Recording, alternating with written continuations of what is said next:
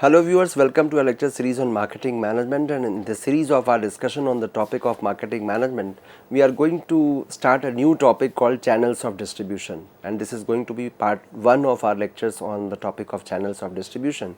As we all know that this channels of distribution, it has found a significant place in the marketing mix in the name of the place as the third P we call product, price, place and promotion. So, it is going to be a third significant P in the toolbox of a marketer when we talk about the marketing mix. So, keeping that in mind, I thought it pertinent to have a discussion on channels of distribution. How do we define it? What is the channel flow? What are the factors that affect selection of channels of distribution and the functions of channels of distribution? Before we talk about the channels of distribution, we had to define what is channel of distribution. So, distribution channel is basically a distribution network through which products move from producer or manufacturer to ultimate consumers or users. So, the product it is a channel where the product is moving from producer or manufacturer to end users, or what you call as ultimate customers. So, if I have to define channels of distribution, I would say the channel comprises of producers, consumers or users and other middlemen. For instance, I can take name of wholesalers, retailers, selling agents, and retailers are also called as dealers who mediate between the manufacturer and consumers. So, the whole chain of intermediary which is between the manufacturer and the customer, that is defined as the channel of distribution. So, if you ask me, sir, who all are included into the channels of distribution, I would say that starting from manufacturer to the last dealer from whom I am buying a product as a customer, they all form part of channels of distribution. And with the increase of the increased use of technology and the kind of changes we are witnessing in terms of channels of distribution, this entire contour of channels of distribution, it has witnessed metamorphical change in present day's time. Gone are the days when we used to visit to a retailer to buy a product. Now we are instantly receiving the products at our convenience. As and when I need, I can simply, on a click, I can simply place an order and find the product on the real-time basis. I need a product at 12 a.m. in the night, and I thought that I should place an order right now, because tomorrow in the morning I had to rush to my office and I should not get late. And for that I want to ensure that the product is with me in the night only. Imagine the kind of change we are enjoying. I would say we are not witnessing, we are rather enjoying this kind of liberty and change of buying products on real time basis.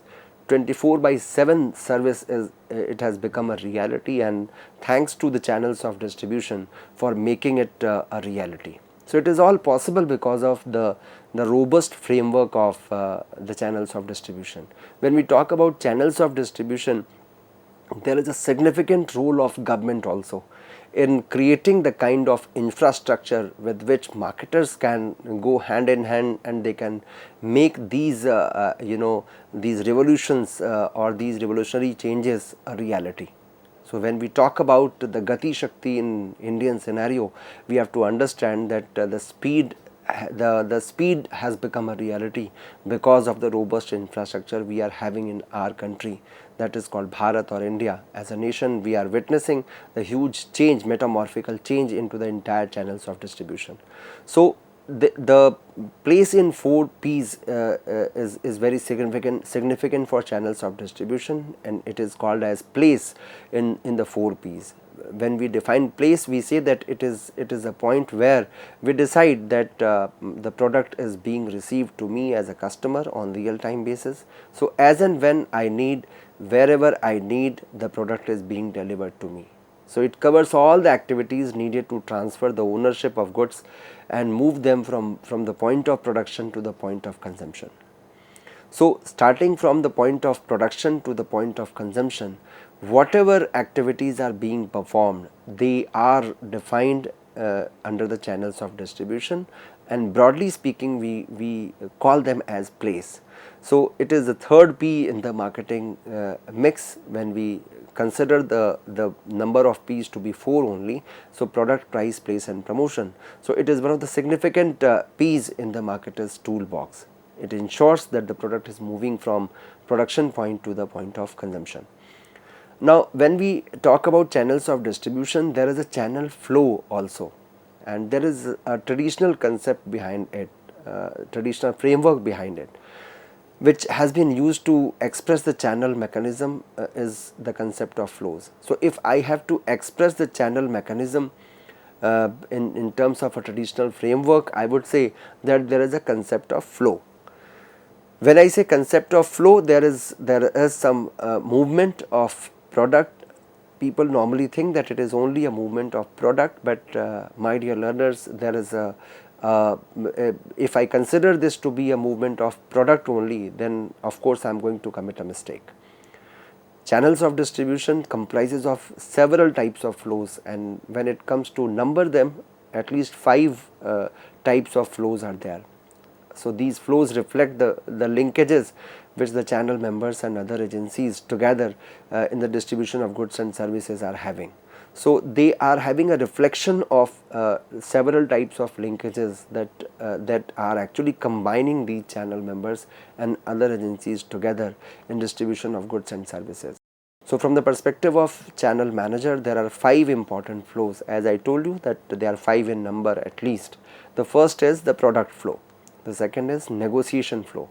There is another flow of ownership, which also flows from the point of producer to the customer. There is an information flow also by the channels of distribution. They keep on informing about the quality of the product, their prices, their availability is also being informed to the customers. So information flow is also there. And the last one is promotion flow. Now let me tell you what do we mean by product flow. If I have to define product flow, I would say it is the movement of the physical product from the manufacturer through all the parties who take physical possession of the product until it reaches to the end user, or what you call as ultimate customers or the consumers.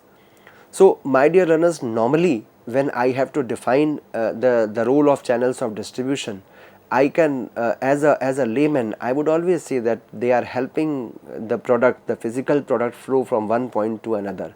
That is the point of production to point of usage or the end user. So we have to understand that it is the basic activity which is being performed by the channels of distribution, but it is not the exclusive one, it is not the exhaustive one. There are number of other flows, other activities which are being performed by the channels of distribution. So you would be surprised to note that why these channels of why these channel partners are so significant, and it is the only reason for which makes them significant is the contribution which is being made by them, the activities which they are performing in the entire channels of distribution. So the first and the basic activity which they are performing is the product flow. They are flowing, they are ensuring that there is a movement of the product, physical product, from the manufacturer to the end users. So this is the first and the foremost activity. The second is negotiation flow. So the institutions which are associated with the actual exchange process, they are performing this task of negotiation flow. Having said negotiation flow, they are actually helping a marketer to decide the price, to decide the margins, that how much margin should be passed on to the wholesaler, to the middleman, to the retailer. So in that entire chain of channels of distribution, how this negotiation takes place. So there is also a flow of negotiation. That suppose if marketer has decided to give 20% of the selling price to the channel partners, now within the channel partners, what should be the share of different agencies, different parties, that comes under negotiation flow. The third one is ownership flow. Here what happens? The movement of title through the channel. So movement of the title, the right, the legal rights of using that product, the ownership from one channel partner to another. At times we are actually moving the product physically from one point to another, one channel partner to another, but there is no transfer of ownership. ownership lies with the wholesaler only, and the retailer is simply having the possession of those goods. So ownership flows is also performed by the channel partners. So there is also an ownership flow, the movement of the title through the channel. The movement of title, that is called ownership, from the producer, wholesaler, retailer to the end users, or what you call as customers. The fourth flow is information flow. As the term itself is indicating, that the individuals who participate in the flow of information either up or down the channel. When I say either up or down the channel, I mean to indicate that information can be can flow either way. Either the whatever information, whatever questions we are receiving from the, or feedback we are receiving from the customers, the same is being communicated to the production point, or vice versa. Whatever producer wants to communicate, the same is being communicated to the end users. So it can either be up or down. It is having two-way communication. So information flow is another flow in the list of flows being done or performed by the channels of distribution. The next one is promotion flow. The flow of persuasive communication in the form of advertising, personal selling, sales promotion, and public relations. They are also called as one of the significant flows being performed by, ensured by the channels of distribution. So this is called promotion flow. So when we are defining these different types of channel flows, what is our objective? Our objective is just to inform you that these channels of distribution, these channel partners, they are not simply performing the activity of moving the physical product from one place to another. That is a bare minimum activity which they are performing. That is a minimum work which you know about them. But there is much more ahead of that what they are doing. So we have to understand, we cannot discount, we cannot undermine the significance of these channel partners. Because be it promotion flow, be it information flow, or ownership flow, negotiation flow, in all activities they are performing, they are playing a significant role. So these are the channel flows which you should understand, that channels of distribution doesn't ensure only the movement of physical product from one place to another, but there are certain other activities which are being performed by them. Now I will be telling you about the channel partners. What can be the different ways of distributing the product from one place to another? What can be the different channels which a marketer may use according to their requirement? So different products, they require different ways, or even for the same product you may use more than one ways of distributing them. You can use differing ways, or you can use multiple ways of distributing the products. You can have multiple channel partners, just to ensure that wherever the customer wants, we are present. So there has to be a presence of yours wherever your customer wants. Otherwise there would be a loss of sales. Your customer will go to your competitors, so you'll be losing your customers. So to ensure that I should retain my existing customers and regain the new one, we may have to use multiple channel partners in today's time, because the competition is very tough, competition is very high, and given that situation, you may have to resort to different channel partners. So while channels can be very complex, there is a common set of channel structure which can be identified in most of the transactions, and most of you must be aware of some of them, or rather I would call most of them, because as a customer we are somehow witnessing the presence of these channel partners whenever we are buying a product. So each channel structure includes different organizations. Normally the organizations that collectively support the distribution channels, they are referred to as channel partners. So the companies, the organizations, the people who are collectively supporting the distribution channel, they are referred to as channel partners. I'll be showing you the different channels of distributions which are typically used by marketers since very long. It is not only today, since very long they have been using it. The one way of the first way of distributing the product is that producer is directly selling it to the customer. So that is called the direct marketing. Here what happens, producer is directly in contact with the consumers, and it depends upon the type of product they are selling, accordingly they can decide. So the producer is directly passing on the product to their customers. You can find number of companies doing so. it can be done by most of the marketers, but yes, of course, for that you have to devote or dedicate significant amount of resources as a producer to ensure that you reach to all the customers. So direct marketing has its own challenges, but yes, some of the companies, they are using direct marketing, directly moving all the directly ensuring all 5 types of flows from producer to consumers on their own. So this is the first way of distributing the product. The second one is that producer is having one middleman in between, there is a retailer. So directly producers are in contact with the retailers. Retailers are basically regarded as the entities or institutions which are breaking the bulk. So according to the requirement of the customers, they are offering the products at the given price. And here what happens, producer is in contact with the retailers, or you can say vice versa, retailers are in contact with the producers. They are buying the product from the producers and passing it on to the consumers at a margin agreed upon. So this is another way of ensuring, but here again the work of producer is only shared with the retailer. So there are two parties into this entire activity of channels of distribution, and most of the activities are performed by retailers only. The third way of doing so is producer, wholesaler, retailer and consumers. So you are starting with, now you have two people in between the producer and consumers. You have two entities in between. One is the wholesaler, who is buying at bulk from the producer, and producer has nothing to worry about the storage, about the carrying cost. Wholesaler are ensuring that yes, they are buying in bulk from the producer and then passing on the product in requisite quantities to the retailers, and in turn retailers are passing it on to consumers.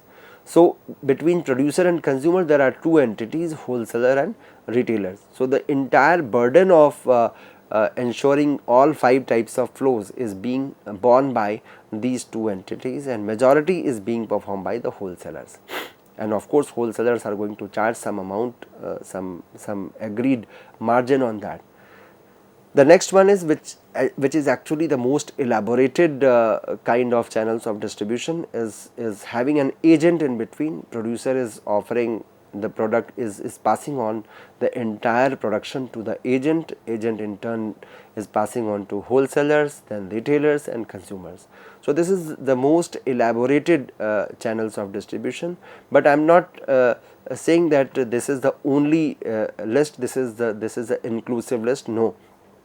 According to the requirement of the market and the type of products you are dealing with, you may refer to, you may resort to some other techniques also. But these are the four classical techniques or classical ways of defining your channels of distribution. So nomenclature may change, but in one way or the other you would find the presence of these 4 types only when we have to define the channels of distribution. So there are 4 ways of distributing the product. One is either you go directly, or you go through retailers, or you have wholesaler and retailer in between, or you have agent, wholesaler and retailers. So according to the type of product or the size of market with which you are going to deliver the product, you may resort to any of these channel partners. So my dear learners, you have to understand that nowadays what is happening, marketers at times they are offering products through direct marketing.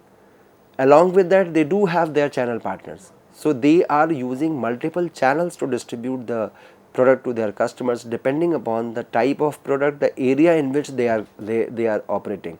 Suppose they are manufacturing in a particular state, so in that state they may resort to direct marketing, but in order to ensure that the delivery is being done in a wider area, in a larger area, then of course you may have to rope in more channel partners to ensure the timely delivery and also at the convenience of the customer. Suppose I'm willing to buy a product and my manufacturer is in the US, and the manufacturer is saying that if you wish to buy, you will have to come to my place, to my company to have that product. Of course I may not prefer to buy the product from that kind of manufacturer who is calling me there. So for simply buying a product, am I going to travel that long to buy a product? Of course not.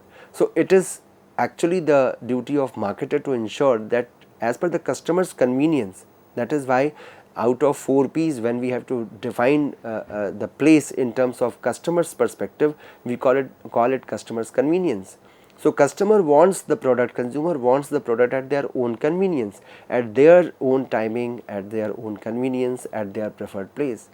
So the time, place and convenience that belongs to the customers, they want at their own convenience. So crux of the story is that whenever or whatever or whichever channel partner you are going to rope in or you are going to resort to, you have to ensure that the convenience of customer should be the top priority. Customer should find it convenient to buy the product from you as a company. Now the question comes, what are the factors that affect the choice of distribution channel? Although we have certain sets of factors, it can be a product consideration, that is the type of product. It can be market consideration, that what kind of market you are going to deal with. It can be the company's consideration, that at times I'm going to look at my own resources and then decide that yes, my company's policy doesn't permit to go for distributing the product through multiple partners. My company is having sufficient strength to go for direct marketing. Or sometimes it is also the middleman consideration, that your channel partner is actually having some consideration, is having some concerns, and accordingly you may have to modify your decision. So when we have gone through all 4 types of channels of distribution, we have to understand that these are the significant considerations which are to be kept in mind as a marketer when we are going to sell the product, when we are going to decide our channel partners. Now I'll exemplify some of them. The first one is, suppose if I have to define product consideration. So what is the nature of product? What is the type of product you are going to deal with? Whether it is perishable or it is non-perishable. If your product is perishable, then of course you cannot deliver them to different geographical locations to a larger area. And if you are going to do that, doing it alone can be a little difficult task. So there your area becomes limited, so you can resort to direct marketing strategy. Since the product is of perishable in nature and it has a limited life, then of course you may have to confine your operations to a city, to a state, to the max. So your product doesn't permit you to go for having multiple channel partners and delivering it to different locations. So there you are bound to go for resorting to the first way, that is called direct marketing, where you are directly passing on the product to the customers. All flows are directly going from producer to the consumers. There can be another example of market consideration. So consumer of industrial market, suppose your product is an industrial product and you have to sell it to the industry people, then of course you can directly stay in touch with the industrial customers and you can pass them on to those customers. But if it is a product which is widely used by people across the different segments of the society, or even at global level it is being used, then your market size is very huge, very vast. So there it is always good to have multiple channel partners. So you can go for selecting the 4th one, that is called having an agent, wholesaler and retailer, because the market size is very high. Suppose you decided that my market size is very high and I am willing to go for direct marketing, but then I should look into my company's consideration. What is the financial strength of my company? Can we afford to have that sizable investment in our channels of distribution? Do I think that my company is ready? Do you think that your company is ready to make huge investment into their channels of distribution? If answer is no, then of course you cannot go for having your own direct marketing channel, that passing on the benefit, the product from producer to the customer. Sometimes the middleman's consideration is also significant. You are willing to have multiple channel partners into your channels of distribution, but the area in which you are going to offer the product, there is no availability of middlemen. So you have no other option but to resort to direct marketing. So just to give you a brief idea about these factors, that these are the 4 significant factors They are classified as product consideration, market consideration, companies consideration, and middleman consideration. They are going to decide the kind of channels of distribution you are going to use. Now these channel partners, they are performing multiple duties, which I will be explaining to you in the next lecture of mine.